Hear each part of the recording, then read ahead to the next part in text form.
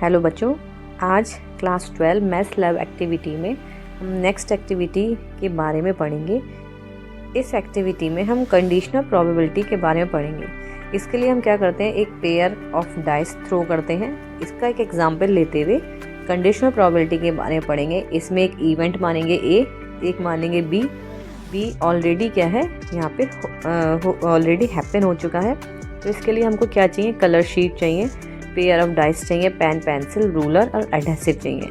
अब क्या करेंगे, हम एक स्क्वायर लेंगे, एक कलर शीट लेते हैं। उस कलर शीट को एक स्क्वायर उस पर हम बना लेते हैं और इस स्क्वायर को 36 छोटे छोटे स्क्वायर्स में हम डिवाइड कर देते हैं। और हर एक जो स्क्वायर है वो 1 सेंटीमीटर स्क्वायर एरिया का इसमें होगा। फिर इसमें हम जैसा इस फिगर में दिया हुआ है इस हिसाब से हम नंबर्स को अरेंज कर लेते हैं। अब यहाँ पे हम 2 इवेंट मानेंगे।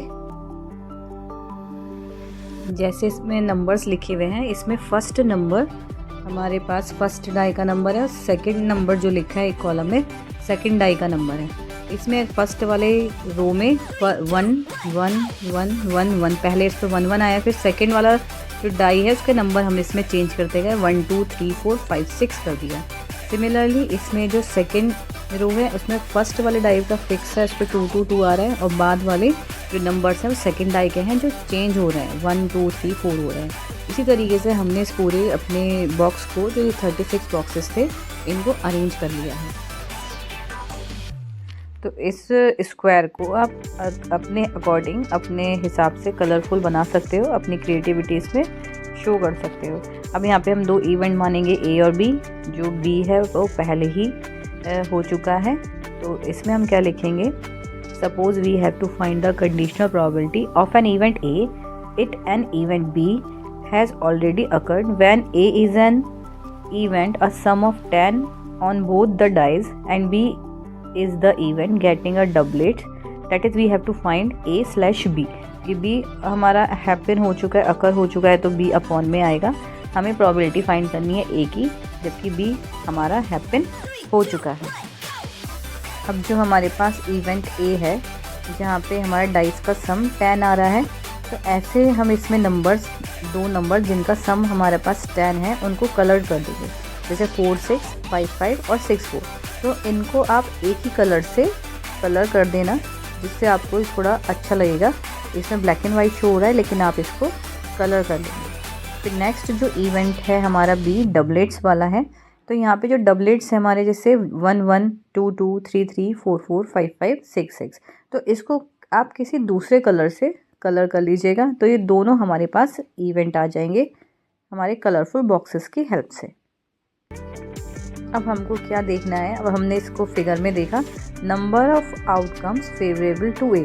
तो ए हमारा इवेंट क्या था कि हमारे डाइस के जो दोनों डाइस थे उनका सम, नंबर्स का सम 10 था। तो यहाँ पे कितने आ रहे हैं ऐसे इवेंट, 4 6 5 5 और 6 4। तो काउंट करेंगे तो 3 इवेंट हैं। Similarly number of outcomes favourable to B. तो बी में हमारे कितने फेवरेबल नंबर हैं, जैसे 1 1 2 2 3 3 4 4 5 5 6 6। तो टोटल नंबर हमारे पास कितने हो गए, 6 आउटकम्स। तो उसको हम लिख लेंगे। फिर हम देखेंगे number of outcomes favourable to A intersection B. A intersection B जो दोनों में हमारा कॉमन आ रहा है, केवल एक ही इवेंट है जो 5 5 है, उसको भी हम यहाँ पे लिख लेंगे। तो total number of outcomes of A intersection B is equal to 1। अब यहाँ पे हम इवेंट्स की प्रोबेबिलिटी लिखते हैं। तो probability of B, P B हमारा कितना हो जाएगा, टोटल आउटकम्स बी के 6 थे और टोटल नंबर ऑफ वेज हमारे पास 36 थे। तो 6/36 1/6 हो गया। सिमिलरली पी ए इंटरसेक्शन में नहीं प्रोबेबिलिटी ए इंटरसेक्शन बी की, तो ए इंटरसेक्शन बी के फेवरेबल आउटकम्स 1 थे और total favourable number of ways 36 थे। इसलिए पी ए इंटरसेक्शन बी की प्रोबेबिलिटी 1/36। और पी ए स्लैश बी यानी ए की प्रोबेबिलिटी जब भी हमारा ऑलरेडी अकर हो चुका है, तो फॉर्मूला हम यहाँ पे लगाएंगे, फॉर्मूले में दोनों की वैल्यूज पुट कर देंगे। तो इस प्रकार से हमारा पी ए स्लैश बी यानी ए की प्रोबेबिलिटी जब बी ऑलरेडी हैपन हो चुका है हमारे पास आ जाएगी, दैट इज़ 1/6। तो इस तरीके से हमने 2 इवेंट लेके, जबकि एक हैपन हो चुका है, दूसरे की प्रोबेबिलिटी फाइंड कर ली। अब हमारा एप्लीकेशन क्या है, इसका नेक्स्ट हेडिंग आएगा एप्लीकेशन। तो एप्लीकेशन में हम क्या लिखेंगे, this activity is helpful in understanding the concept of conditional probability which is further used in Bayes theorem। तो इसको एप्लीकेशन हमारा हो गया। तो आप क्या करेंगे, इसको एक बार ध्यान से दोबारा से देखेंगे, समझेंगे, अपने कॉपीज पे इसको नोट करेंगे। Thank you for watching.